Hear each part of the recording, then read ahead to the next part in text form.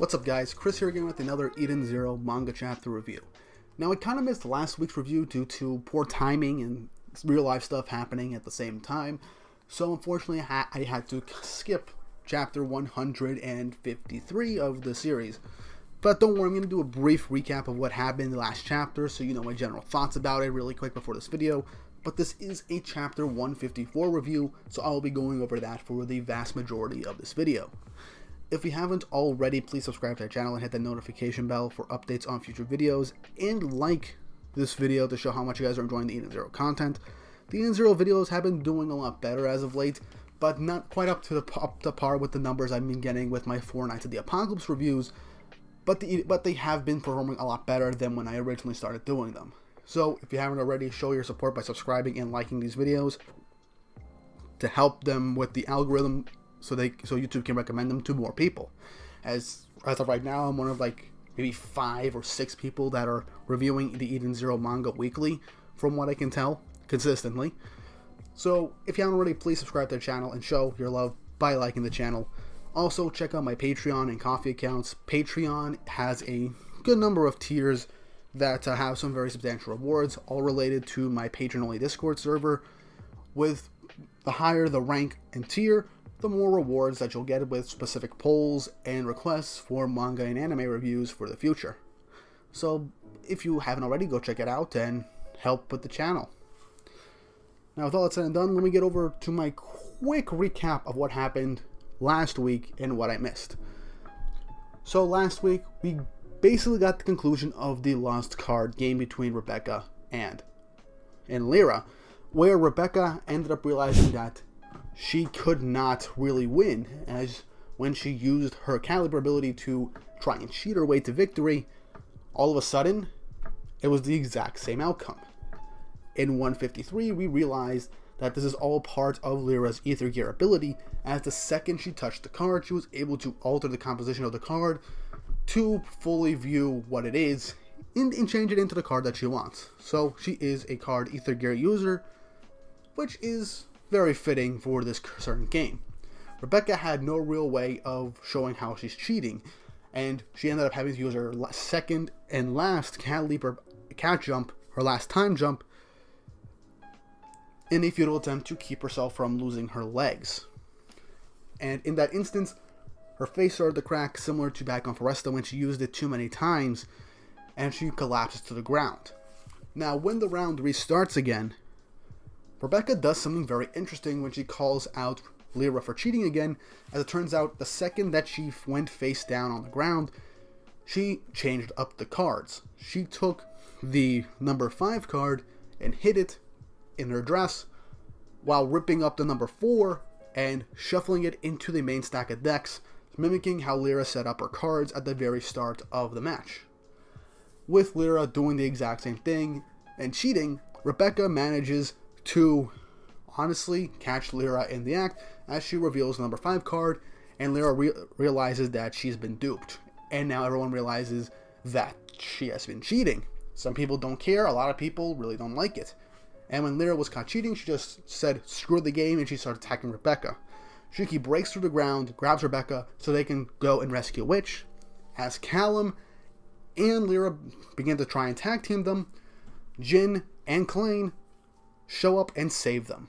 And now it's a battle between 2 members of the Oceans and the 2 Tornado Ninja, the 2 Wind Ether Gear siblings. And I am so glad that these 2 are getting a chance to fight, as it's something that I have been really looking forward to. The chapter ends with the 2 of them squaring off against the Oceans, telling Shiki that the ship is fine and that they should go and rescue Witch. As Shiki takes Rebecca and they leave, the matchup begins. And overall, last chapter was really good. I liked the intensity and mind games at play, and showing just how Rebecca can outperform her opponents in these types of mental gymnastics when she puts her mind to it, and how she can outsmart her opponents. So I like that. It plays to the mind game aspect of certain tabletop card games like poker and blackjack, where people tend to overthink things and then it ends up screwing them over. And I like how she did a clever way of figuring out how Lyra was cheating. But anyway, on to chapter 154 of Eden Zero, SkyMech Ninjitsu. We continue with Shiki flying through the air with Rebecca to try and find Witch as he tries to explain the situation.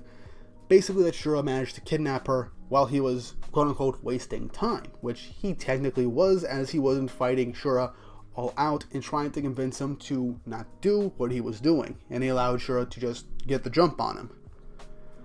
All of a sudden, a bunch of drones show up and start shooting at them. Then, miraculously, they see Happy and Pino, and Shiki brings Rebecca closer to Happy as Happy transforms into his assault rifle mode as Rebecca begins to shoot down all the drones, with Shiki maneuvering her around in the air so she can get better angles at basically destroying all of these drones, which I'm liking. We're seeing more of these two being able to use their particular skills more in tandem, and it makes sense with how long they've been together, and I'm liking seeing a Happy using other gun types other than the regular Happy blasters, which are just two twin pistols. And I like the little reunion between Happy and Rebecca. It's always adorable to see those two come together after they've been separated. Shiki and Pino reunite, and they begin to say how they have to stay through back alleys to avoid the drone's detections. They're brought up to, thanks to Muscoy, they learned that Wise and Homura got separated from them during that last battle, with Rebecca wondering if they're okay, with two quick panels showing that they are still in different locations, but just seeing their progress. With Wise wondering where everybody is, and Homura just embarrassingly trying to get away from Creed, Justice's, second in command from what I can tell, as she just tells him not to follow her, and just says they're going in the exact same direction, which is honestly kind of hilarious. Back to the fight against the oceans, Clean and Jin basically begin to face off against Lyra and Callum, with Jin striking it off with a bunch of wind attacks to knock them out of the area, to try and split them up. Lyra throws some cards at the two, while Clean uses her wind to reflect all of the cards right back at Lyra, as she just states that their attacks won't reach them as her wind steals all, as then she strikes against Lyra when she states that her brother's wind obstructs all, as we get Jin using his wind against the entire area to use his SkyMech Ninjitsu attack Windstorm Slash against Callum.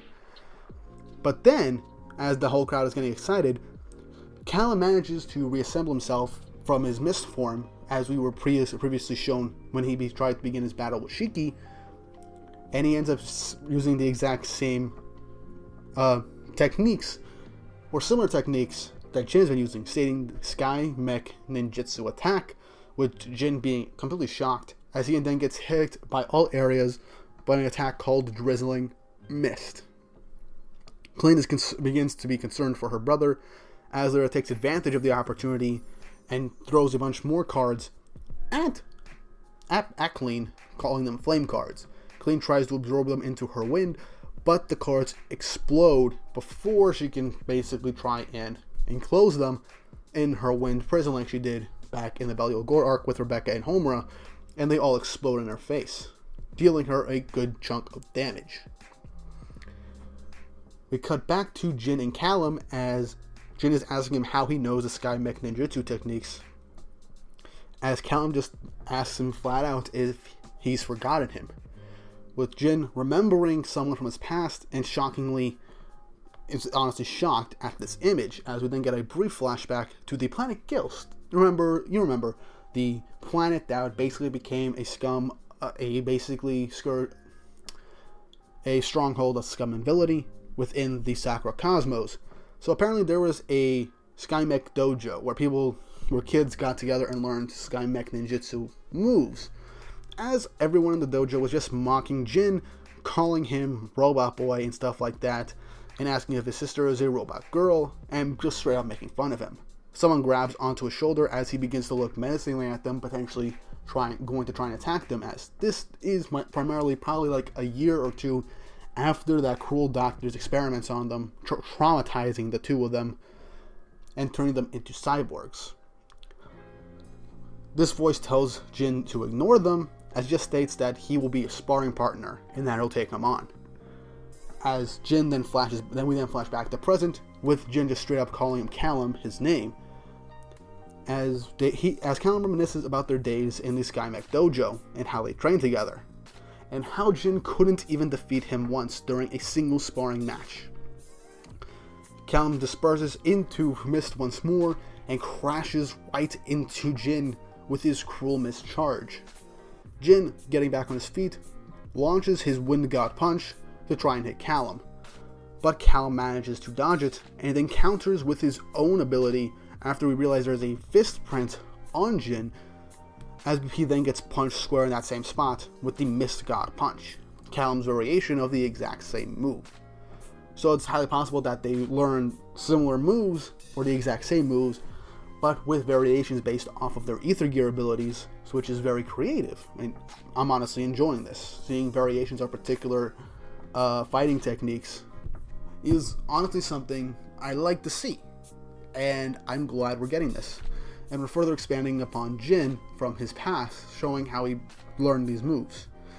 And I feel like within the next few chapters we're going to get explanations for Callum's Ether Gear, as it appears that he can basically tag someone with a handprint, or in this case a fist print, and automatically teleport without any delay to that area to land a substantial hit on them.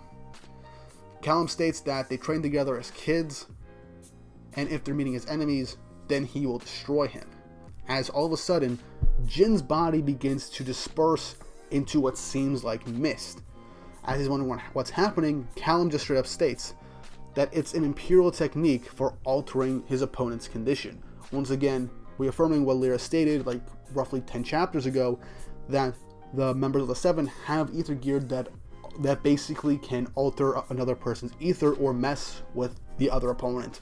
It's not all physical might, which means once more, this is like the 4th battle in a row where these powers are not primarily physically enhancing abilities, making these fights more strategic. While yes, Homura and Wise did manage to beat their opponents with more or less brute force, Homura and Wise did it by overpowering them with 2 different ways. Homura with her vast array of attacks, outpacing her opponent to land a substantial amount of blows and landing a clean hit. Meanwhile, Wise was basically maneuvering around the area, getting his cocky opponent to let his guard down so he can land substantial amount of hits, lower his defenses, and use overdrive to land a finishing blow without real injury to himself. Here, this is an alteration ability with Callum that is also a physical one. He can perform physical techniques, but also alter another person's ether or even body, as he calls this a carburetor, and that it'll turn Jin to mist. This ends the chapter, and it sets the precedent for how this series could, well, end up going with these next couple of fights. Now, since Homura and Wise got overdrives in the last 2 major fights, could Clean and Jin both get overdrives to overcome their opponents? Possibly. Now the last member of the Oceans that fought Wise was all in a panic and let the other members of the Oceans learn that the opposing team can use overdrive, with Callum and not really, caring from what I can tell, or maybe preparing for it. But from what I can tell, the Oceans do not have overdrive. Shura might have overdrive, for all we know. But so far almost a good third of the Oceans were not capable of using overdrive, which caused them to lose. I don't think Lyra can use overdrive, at least as of this moment, but Callum might. And I'm not going to say... Now, I don't want I don't want both Jin and Clean to get overdrive in succession, because it feels like that this arc is just a stepping stone in the fact of transformation after transformation, or new move after new move. I mean, that's how it is in any anime and manga, but I feel like it's too easy to just give them their overdrive ability now once they finish their training. The midway point with the ether markings in 3D in three-dimensional forms around their bodies, yes, the midway point to overdrive, I won't mind. Jin was already at that point back in Belial Gore, so him having overdrive makes complete and total sense. So if he unleashes his overdrive to win, I won't be mad. Clean, I'll be a little upset or just a little bit underwhelmed with her getting overdrive as well, because she doesn't seem to have the same progression in Ether Gear, the same progression with her Ether Gear as her brother does, as she does not have the stopping point to reach overdrive just yet. If that happens, I'm perfectly fine with it. It's very naturally progressing, but that's all I can really say.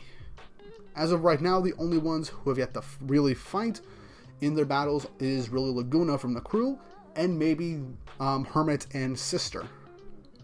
Shiki is definitely going to have to fight, or Shiki and Rebecca are both going to have to take on their own opponents. We also got to see what's going on with Nero himself. But yeah, that's all that I'm going to say about Chapter 154 of Eden Zero. It was another really good chapter, and I'm liking we're going to get some explanation and expansions on the siblings. Jin's past in particular seems very interesting, and I like the whole former rivals and schoolmates turned enemies due to them being on opposing sides at this time, and they can't really go easy on each other. I like that trope a lot, and they're attempting to do this pretty well so far. But what did you guys think of this chapter? Was it good? Was it bad? Let me know in the comments down below how you think these fights are going to progress. Will both Clean and Jin get their overdrive? Or will just Jin get his overdrive and Clean manages to take out Lyra of her own skill without overdrive being needed? And what do you think is going to happen with the rest of the matchups? And how do you think which is at the moment? Let me know down in the comments down below. And don't forget to like and subscribe to the channel and hit the notification bell with updates on future videos so that you can be updated and helping with the YouTube algorithm. And with all that said and done, I hope you enjoyed this, and I hope you all have an awesome day.